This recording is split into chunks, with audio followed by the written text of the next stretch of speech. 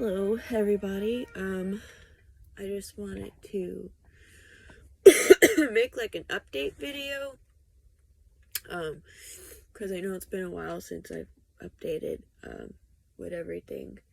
I know I look like trash right now, but, don't be alarmed. It's because I feel like trash. So, that's that. What day was that when we brought her in? That was 24th? So it was Christmas Eve? Yeah, Christmas Eve. Or was it the day before Christmas Eve? The day before Christmas Eve. Yeah, so December 23rd. Jack, We went outside for our routine nightly checks, and this little girl right here was laying down, and just laying down, and I never really would have thought anything was too wrong until her mom was trying to like check on her, and I could tell her mom was really worried about her and that something was wrong. And her mom was pretty happy for me to go and pick her up, and I brought her in and stuff like that, and she had a temperature of 94 degrees, which is pretty alarming, especially with a baby goat. Anything under 101 is a cause for concern. So I brought her inside, and she was basically dying. She was having convulsions, just no muscles at all. She was just very weak. She couldn't stand. Her legs would splay out on the floor. She would keep her head down on the floor like this. But I got her warmed up, brought her temperature up. It took like 2 hours to get it up to like 100. But I finally got her temperature up to like 101. And then, she didn't have like a real suckle reflex. Her tongue would roll back in her mouth. But eventually I was able to figure out that she was suffering from polio, which isn't the same as human polio, and you can't catch it. It's totally different. It's goat polio. Look it up. Two totally different long words. But I gave her some thiamine, a little selenium. Well, it was B12 plus thiamine. And there was no emergency vets open or anything like that. I waited for Tractor Supply to open, and there's a girl that I know that works there who's really knowledgeable about goats. She's like a goat specialist pretty much. And she's gonna back off the bed. And I went there. She wasn't working that day. She was off work, but one of the other workers was like, well, hey, how about I FaceTime her for you and kind of show her what's going on. So we FaceTimed her. She was like, it seems like polio. I'm like, yeah, that's what I thought. I was like, I just needed somebody else to say that too. And she's like, and it could be a little bit of an iodine deficiency. Get some iodine, put it on her tail. If it goes away, it'll go away, and that means she's deficient. If it stays there, then it doesn't. All right, that was fine, all good, dandy, done. So then the next day was Christmas Eve, and that was fine. But Christmas Eve night, my husband ended up getting like really sick. He was in major pain. I thought he was having kidney stones or something. Went back and forth, could not get him to go to the hospital. And then finally, Christmas morning, we went to the hospital, and they said that he had COVID. Alright, that was that. So now we have a goat with polio who can't stand, was just shutting down completely. My husband's got COVID, and just trying to take care of the two of them. That was fine. Took care of them for 3 days, and then I ended up getting really sick, COVID, running 101, 102 fevers around the clock.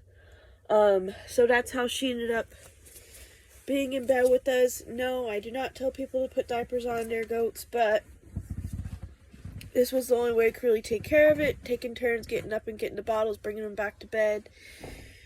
she wasn't really able to walk too much, so it was fine having her in here. We did take her outside for little small walks, and I don't leave the diapers on. As soon as you could tell when she's gonna pee, I let her pee and I change the diaper. I'll let her air out, leave her in the bathroom for a little while with some pee pads. It works out fine. She's doing great. Ain't that right, girl? Yeah, see? Her doing great. I love you. I love you so much. Yes, I do. She's clean. She gets baths. It's great. It works for us. Anyways, so that was that. Stood sick. And then, so that was Christmas. Today is December 31st.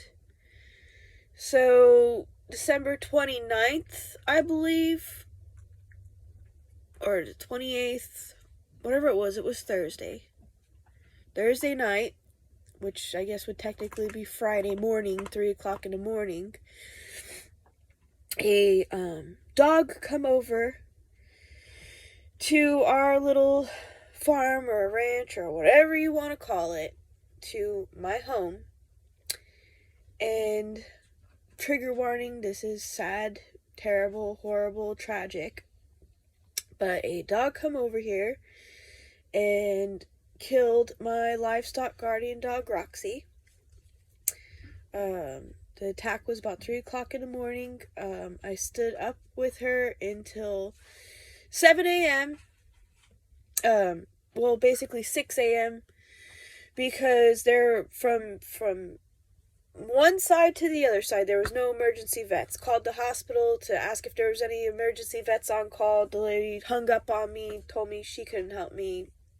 Whatever. It was horrible.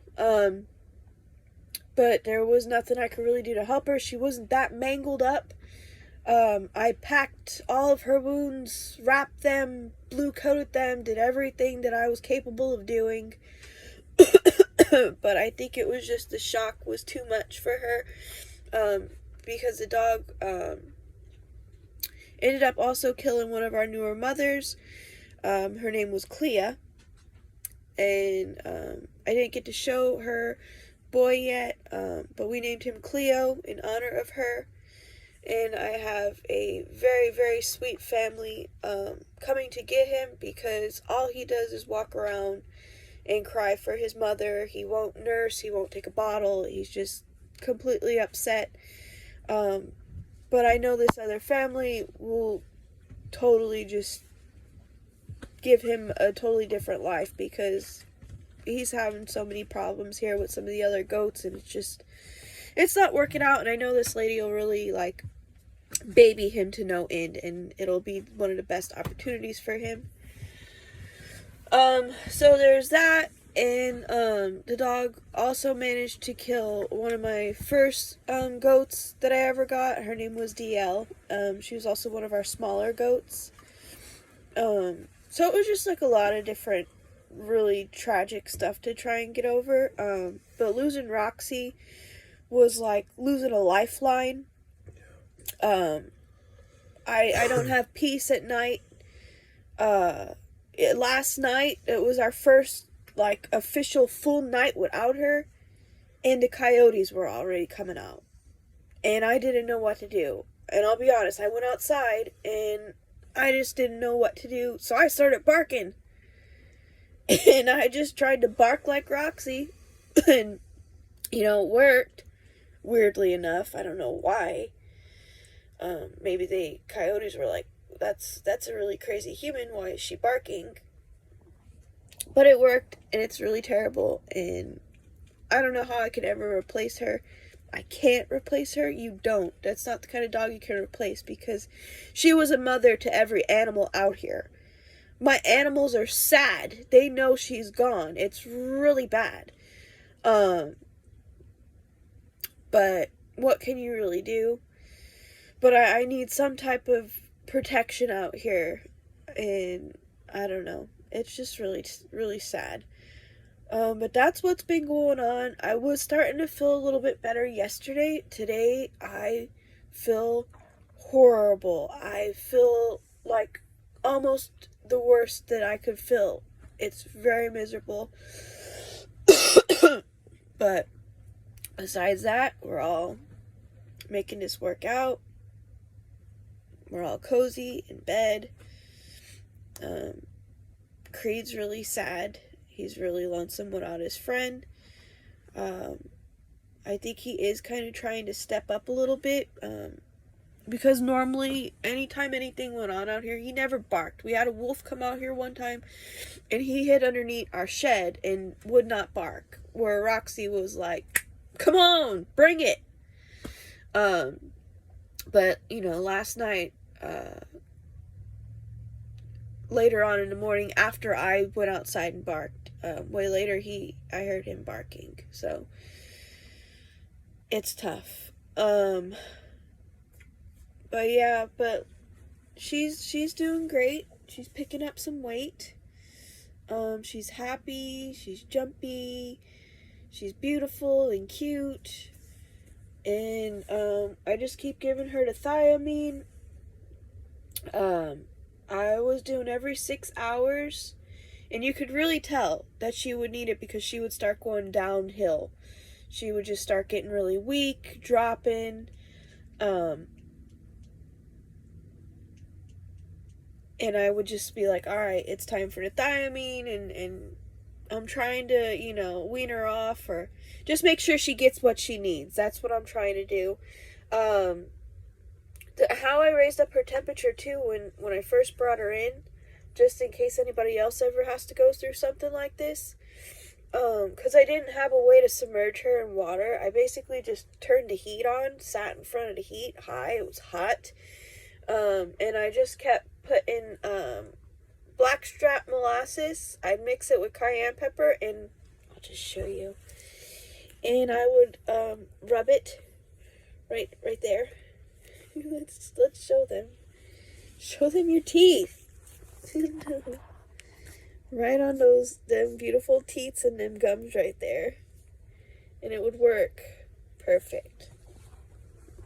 So, yeah, and just in case anybody's wondering, she can't catch COVID from me. And we've basically been sick now for a week. Since Christmas. And she ain't caught it, so. Anybody's got any negative comments?